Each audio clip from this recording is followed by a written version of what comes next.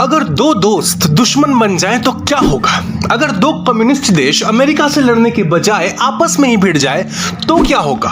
Communist देशों का सरदार था यूएसएसआर और उसके सामने खड़ा था अभी अभी आजाद हुआ एक छोटा सा देश यूगोस्लाविया। यूएसएसआर का नेता था एक क्रूर तानाशाह जोसेफ स्टालिन और यूगोस्लाविया के राष्ट्रपति थे जोसेफ ब्रोज टिटो। शुरुआत में तो दोनों दोस्त थे, एक साथ लड़ भी रहे थे, लेकिन धीरे धीरे ये दोस्ती इतनी कड़वी हो गई कि स्टालिन ने टिटो को मरवाने तक की कोशिश की। बट शुरुआत करते हैं दोस्ती से। अक्सर दो लोग दोस्त तब बनते हैं जब दोनों का दुश्मन एक हो। इन दोनों के साथ भी यही हुआ। द्वितीय विश्व युद्ध के दौरान इन दोनों का दुश्मन था एडोल्फ हिटलर। हिटलर एक एक कर यूरोप के सारे देशों को निगल रहा था। ऑस्ट्रिया, पोलैंड, फ्रांस सब हार चुके थे। 6 अप्रैल 1941 को उसने यूगोस्लाविया पर भी हमला कर दिया और सिर्फ 11 दिनों में यूगोस्लाविया घुटनों पर आ गया। लेकिन टिटो लड़ रहे थे। वो अपनी सेना के साथ जंगलों में छुप गए और हिटलर के खिलाफ गुरिल्ला युद्ध शुरू किया। इसी साल जून के महीने में हिटलर ने यूएसएसआर पर भी हमला किया। लगभग 30 लाख जर्मन सैनिक यूएसएसआर में घुस गए। अब स्टालिन और टिटो दोनों का दुश्मन एक ही था। युद्ध के दौरान स्टालिन टिटो को हथियार, बारूद और ट्रेनिंग भी देते हैं। बाद में ये मदद अमेरिका और ब्रिटेन से भी आती है। धीरे धीरे हिटलर कमजोर होते गया और स्टालिन और टिटो की दोस्ती मजबूत होती गई। लेकिन असली टकराव युद्ध के बाद शुरू हुआ। हिटलर हार चुका था। अब सबसे बड़ा सवाल था यूगोस्लाविया का क्या होगा। युद्ध से पहले यूगोस्लाविया में राजतंत्र था, मगर हिटलर के डर से वहां के राजा भाग गए थे और लंदन में बैठकर वहीं से सरकार चला रहे थे। टिटो ने साफ कहा, जो राजा देश छोड़कर भाग गया हम उसे वापस भी नहीं आने देंगे। वो घोषणा करते हैं कि यूगोस्लाविया की सरकार अब हम चलाएंगे। स्टालिन को यह बात बुरी लगी क्योंकि वो इस जंग में ब्रिटेन के साथ था और वो नहीं चाहता था इस बात को लेकर ब्रिटेन के साथ लड़ाई हो, क्योंकि ब्रिटेन यूगोस्लाविया के राजा को सपोर्ट करता था। लेकिन असली मुद्दा यह भी नहीं था। असली समस्या तब शुरू हुई जब टिटो ने कहा, हम यूगोस्लाविया को अपनी तरह चलाएंगे, ना कि मॉस्को के आदेश पर। इसके साथ एक और मसला हुआ। स्टालिन ने ब्रिटेन के साथ एक संधि की। संधि थी कि युद्ध के बाद हम कुछ देशों को 2 हिस्सों में बांटेंगे। एक हिस्से पर तुम्हारा कंट्रोल होगा, दूसरे हिस्से पर हमारा कंट्रोल होगा।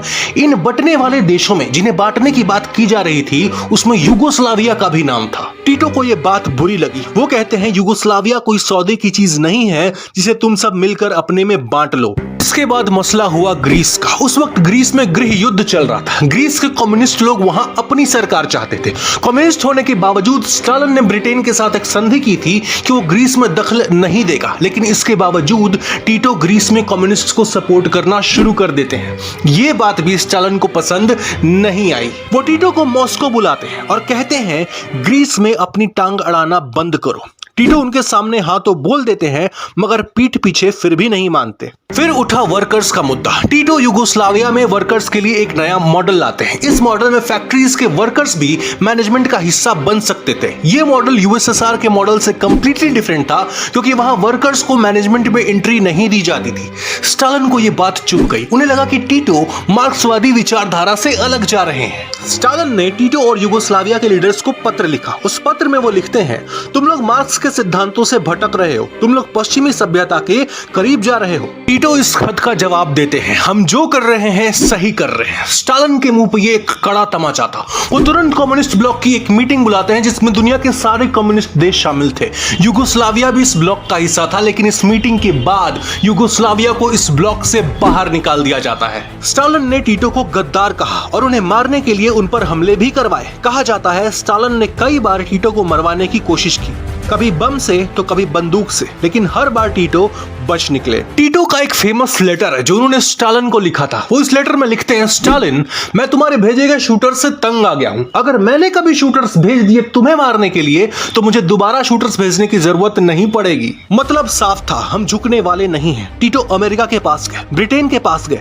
कैसे भी करके अपने देश को आर्थिक मंदी से बाहर निकाला। स्टालिन के मरने के बाद भी कई लोगों ने कोशिश की कि यूगोस्लाविया को वापस उस ब्लॉक में मिला लिया जाए, बट टिटो नहीं माने। वो अपने देश को अपने हिसाब से चलाना चाहते थे। उन्होंने इंडिया और इजिप्ट के साथ मिलकर नॉन अलाइंड मूवमेंट की शुरुआत करी। एक ऐसा समय जब दुनिया के सारे देश या तो अमेरिका की तरफ थे या यूएसएसआर की तरफ। इस नॉन अलाइंड मूवमेंट का मतलब था, हम किसी की तरफ नहीं झुकने वाले, ना अमेरिका की तरफ ना यूएसएसआर की तरफ। हम अपने फैसले खुद लेंगे और अपना भविष्य खुद बनाएंगे। बट टिटो का यूगोस्लाविया भी ज्यादा दिनों तक नहीं चल सका। उनकी मृत्यु के बाद उनका देश भी कई टुकड़ों में बट गया। खैर, युगोस्लाविया के टूटने के कई कारण थे। अगर आप चाहते हो कि हम उस पर वीडियो बनाए तो हमें कमेंट करके बताओ, और अगर आपको ये वीडियो पसंद आई हो तो इसे लाइक करो, और अगर आप ऐसी और भी वीडियोस देखना चाहते हो तो जल्दी से इस चैनल को सब्सक्राइब कर लो।